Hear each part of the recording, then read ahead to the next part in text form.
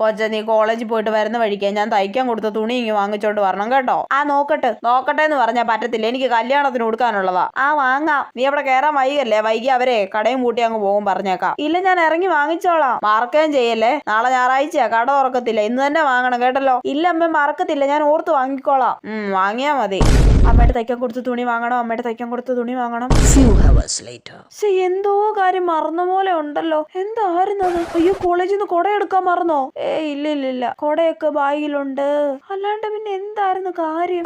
ആ നീ വന്നോ? തയ്ക്കാൻ കൊടുത്ത തുണി വാങ്ങിയോടി? അയ്യോ അമ്മേ, ഞാനതങ്ങ് മറന്നുപോയി, ഞാൻ അങ്ങോട്ട് പോയപ്പോ വരെ ഓർത്തോ അമ്മേ.